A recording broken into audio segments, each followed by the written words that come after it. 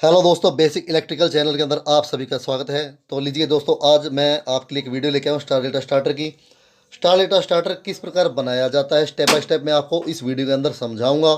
और star data starter के अंदर कौन कौन से फॉल्ट आते हैं मैं आपको बिल्कुल आसान आसान से मेथड आज आपको इस वीडियो के अंदर बताऊँगा। तो लीजिए, स्टार डेटा स्टार्टर की मोटर में से 6 तारें बाहर आई हुई होती हैं, ठीक है। जब हमें इस मोटर को स्टार में चलाना होता है तो मोटर की 6 तारों में से 3 तारों को हम आपस में शॉर्ट कर देते हैं और बची 3 तारों पर हम 3 फेस देते हैं, जिससे ये मोटर स्टार में चलती है। अब अगर इसी मोटर को डेल्टा में चलाना होता है तो इन 6 तारों को आपस में मिलाकर 3 तारें बना दी जाती हैं और तीनों तारों पर आर वाई भी 3 फेस जाते हैं, जिससे मोटर डेल्टा में चलती है। ये सारा काम स्टार डेल्टा स्टार्टर के कॉन्टैक्टरों से लिया जाता है। और स्टारलाइट स्टार्टर के ऊपर जो मोटर के कनेक्शन किए जाते हैं मोटरों के लिए, ठीक है, जो आर वाई 3 फेस आते हैं वो कुछ इस प्रकार आते हैं जैसे इस ड्राइंग के अंदर दिखाए गए हैं। जी हाँ, शर्त ये है कि मेन कनेक्टर में से आया हुआ फेस और डेल्टा कनेक्टर में से आया हुआ फेस, ठीक, आमने सामने का बिल्कुल सेम एक ही फेस होना चाहिए। जी हाँ, आर का भी वही फेस होना चाहिए, वाई का भी वही फेस होना चाहिए और बी का भी वही सेम फेस होना चाहिए। जी हाँ, जो एम सी बी में से निकल कर आया है। तो लीजिए, शुरुआत करते हैं स्टार्टर स्टार्टर की। तो सबसे पहले टाइमर को मैं आपको समझा देता हूँ। मेरे पास एक पैरागोन का टाइमर है, देख सकते हैं आप। ये टाइमर है 0 से 30 सेकंड तक का ये टाइमर है हमारे पास। और इसके ऊपर देखिए ये कनेक्शन दिए हुए हैं। इस टाइमर के A1 पर A2 पर सप्लाई दी जाती है। जी हाँ, इस टाइमर के A1 पर फेस और A2 पर न्यूट्रल दिया जाता है।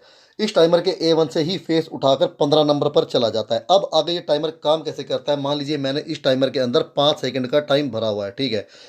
तो शुरू में तो 15 और 16 का तो आपस में कनेक्शन हो जाएगा।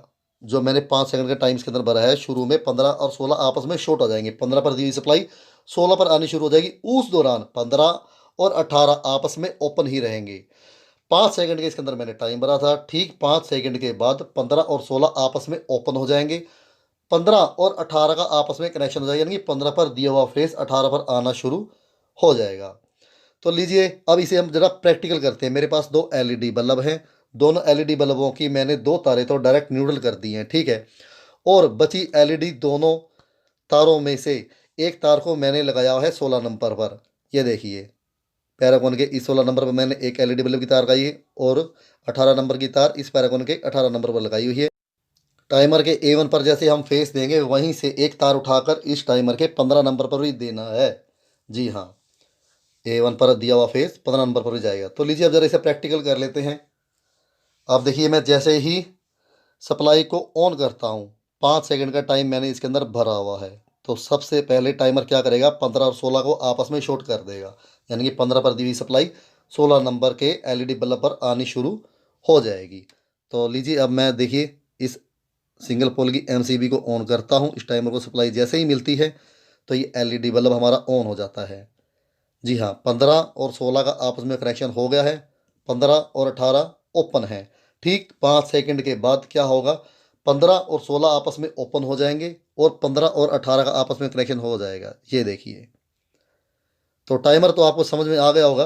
और अब बात करते हैं NO स्विच के बारे में। ये हमेशा हरे रंग का ही होता है। NO स्विच की सीरीज में मैंने एलईडी बल्ब लगाया है। देखिए, जैसे ही मैं इस बटन को दबाता हूँ, ठीक है, तो ये आगे सप्लाई को जाने देता है। NO स्विच का ये काम होता है। और NC स्विच शुरू में ही शॉर्ट होता है। जी हाँ, अब मैं जैसे इस बटन को दबाऊंगा तो उल्टा ये आगे सप्लाई देनी बंद कर देगा। तो NC स्विच का तो ये काम होता है। NO NC स्विच तो आप दोनों को समझ में आ गए होंगे। और अब बात करते हैं, जी हाँ, कॉन्टैक्टर की। कॉन्टैक्टरों के ऊपर भी NONC लिखा होता है। जैसे इस कॉन्टैक्टर के ऊपर NO लिखा हुआ है। NO का मतलब नॉर्मली ओपन। जी हाँ, एलईडी बल्ब मैंने इसकी सीरीज में लगाया हुआ है। अब मैं जैसे इस कॉन्टैक्टर को दबाता हूँ तो इसके NO पॉइंट NC हो जाते हैं। NC का मतलब नॉर्मली क्लोज, यानी कि एक आपस में वो शॉर्ट कर देते हैं। दोनों पॉइंट जो इसके NO थे वो NC बन गए हैं। और अब बात करते हैं थर्मल ओवरलोड रिले के बारे में। तो दोस्तों, थर्मल ओवरलोड रिले में, ठीक है, जैसे हम इसको स्टार्टर में लगाते हैं तो सबसे पहले यहाँ पर फेस दिया जाता है। उसके बाद यहाँ से उठा लिया जाता है फेस को। जी हाँ, 95 में फेस दिया जाता है, यानी कि 95 नंबर पर। और 96 से फेस ले लिया जाता है, यानी कि 96 नंबर से आगे सप्लाई ले ली जाती है। और यहाँ पर R Y B ये तीनों फेस यहाँ पर लगते हैं। और ये आगे की जो 3 पत्तियां हैं ये कंडक्टर में लग जाती हैं।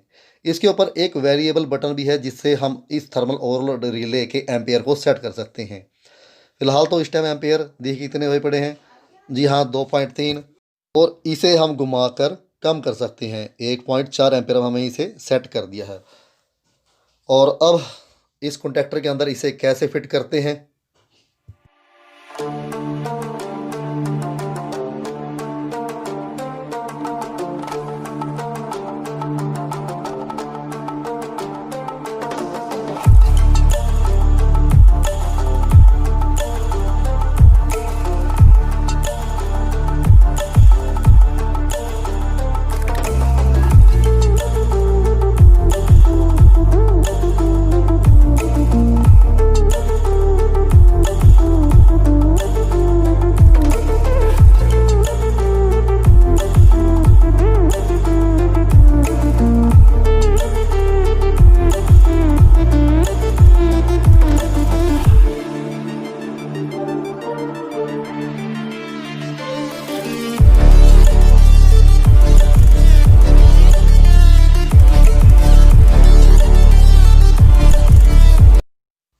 जी हाँ, इसके कनेक्शन ठीक इसी प्रकार करने हैं। सबसे पहले एक बारी सिंपल स्टार्टर हम बनाएंगे, उसके बाद स्टेप बाय स्टेप आगे स्टार डेल्टा स्टार्टर बनना शुरू हो जाएगा, आपको बड़े आराम से समझ में आ जाएगा।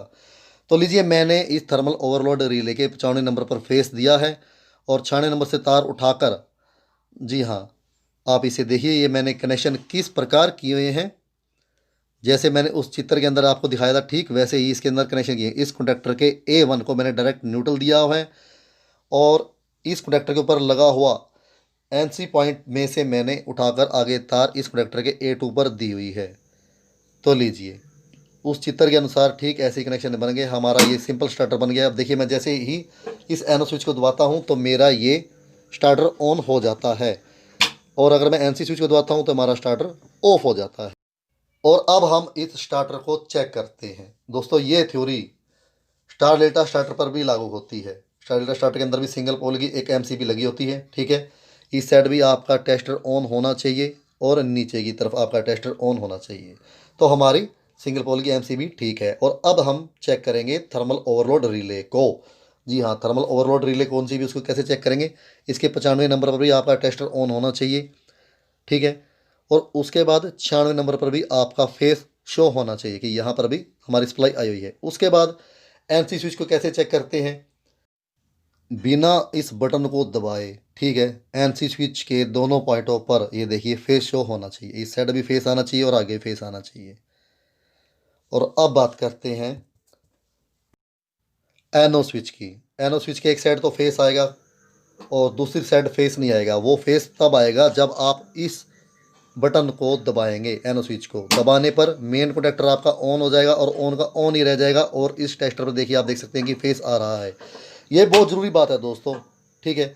देखिए, टेस्टर ऑन हो गया जैसे मैंने इस सारे बटन दबाया और मेन कंडक्टर हमारा ऑन का ऑन रह गया। अब यहीं से फेस उठाकर स्टार डेल्टा के स्टार्टर के जो टाइमर होता है ना, उस टाइमर के A1 पर दी जाती है।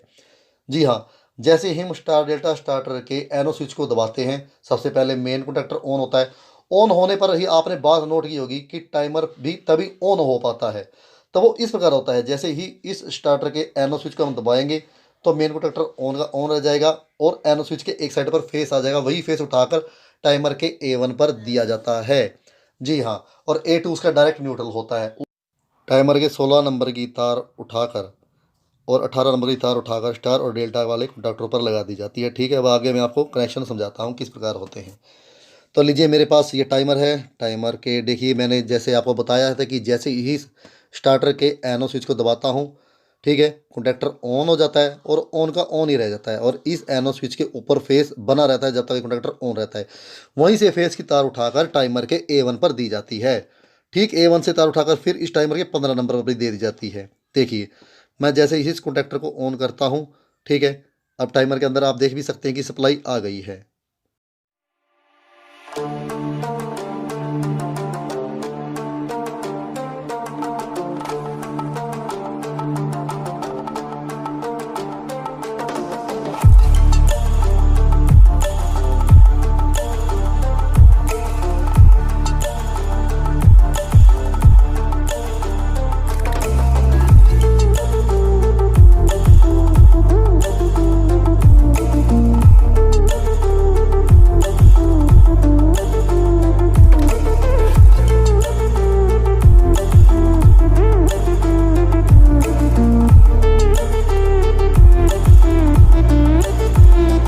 तो लीजिए इन दोनों कंडक्टरों के A1 को मैंने डायरेक्ट न्यूट्रल कर दिया है। अब मैं इस टाइमर के सबसे पहले 16 नंबर से तार को उठाकर, जी हाँ देखिए, इस टाइमर के 16 नंबर से तार को उठाकर सबसे पहले मैं डेल्टा वाले कंडक्टर के एनसी पॉइंट पर लगाऊंगा और दूसरी एनसी पॉइंट से उठाकर स्टार वाले कंडक्टर के A2 पर दे दूंगा। इसी प्रकार इस टाइमर के 18 नंबर से तार को उठाकर मैं स्टार वाले कंडक्टर के एनसी पॉइंट पर दूंगा और दूसरे एनसी पॉइंट से उठाकर डेल्टा वाले कंडक्टर के, जी हाँ, A2 पर दे दूंगा।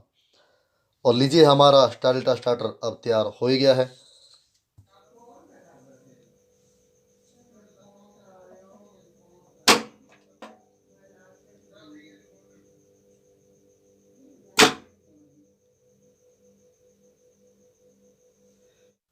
और अब बात करते हैं कि इसके अंदर कौन कौन से फॉल्ट आते होते हैं। तो ज़्यादातर स्टार का कंडक्टर छोटा लगाया जाता है स्टार शट के अंदर। स्टार के कंडक्टर की अगर पत्तियां चिप जाएं तो क्या होगा, तो इसे ज़रा हम प्रैक्टिकल ही कर लेते हैं। मैं स्टार के कंडक्टर को परमानेंट अपने टेस्टर की मदद से ऑन ही कर देता हूं। जी हाँ, अब मैं जैसे ही स्टार्टर को ऑन करता हूं मेन कंडक्टर ऑन हो जाता है। 5 सेकंड का टाइम पूरा हो जाएगा लेकिन मोटर डेल्टा में नहीं आ पाएगी क्योंकि स्टार के कंडक्टर की पत्तियां छिपी हुई हैं। और ठीक इसी प्रकार अगर डेल्टा के कंडक्टर की पत्तियां छिप गई हैं, मैं टेस्टर की मदद से देखिए इस डेल्टा के कंडक्टर को परमानेंट ऑन करके रखता हूं और अब स्टार्टर के एनो बटन को दबाता हूं जिससे हमारा स्टार्टर ऑन हो जाएगा। देखिए मेन कंडक्टर ऑन हो गया है लेकिन स्टार का कंडक्टर ऑन नहीं हुआ है। और अब बात आती है मेन कंडक्टर की। अगर मेन कॉन्टैक्टर की पत्तियां छिप जाए तो उससे क्या होगा, तो मैं टेस्टर की मदद से इस मेन कॉन्टैक्टर को परमानेंट ऑन ही कर देता हूं। ठीक है, अभी सप्लाई नहीं दी है। अब मैं इस स्टार्टर को सप्लाई दे रहा हूं, सिंगल पोल की एमसीबी के थ्रू दे रहा हूं, ना कि पुश बटन दबाया है। देखिए जैसे ही सप्लाई मिलेगी क्या होगा कि स्टार्टर अपने आप ही चलना शुरू हो जाएगा। मेन कॉन्टैक्टर ऑन हो गया है, पहले स्टार कॉन्टैक्टर हुआ था, फिर अब डेल्टा का कॉन्टैक्टर ऑन हो गया है। लेकिन दिक्कत क्या आएगी कि जब हम इस स्टार्टर को बंद करेंगे ना एनसी स्विच से, इस लाल बटन को जैसे ही दबाएंगे, बटन दबाने पर तो स्टार्टर बंद हो जाएगा लेकिन जैसे ही हम इसे छोड़ देंगे, लाल बटन को दोबारा छोड़ देंगे, दोबारा फिर से स्टार्टर चलना शुरू हो जाएगा। ये देखिए बटन दबाया, सप्लाई चली गई थी, जैसे ही छोड़ेंगे फिर से मोटर स्टार में चलेगी, फिर धीरे धीरे डेल्टा में चलनी शुरू हो जाएगी। तो यहाँ तक तो आपको समझ में आ गया होगा। अब बात करते हैं कि और क्या चेक करते हैं इसके अंदर।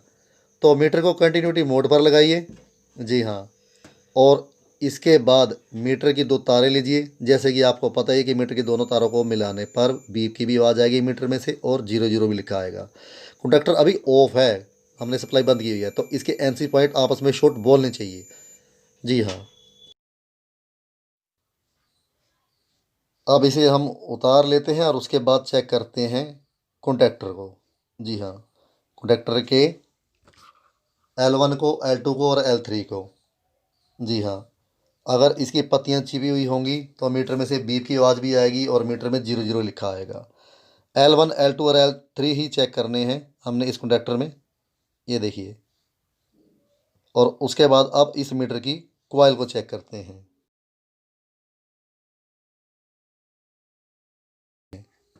कई बार ये भी फॉल्ट आ जाता है कि इसकी कॉइल ओपन हो जाती है, सड़ जाती है। तो देखिए मीटर को कंटिन्यूटी मोड पर लगाया हुआ है।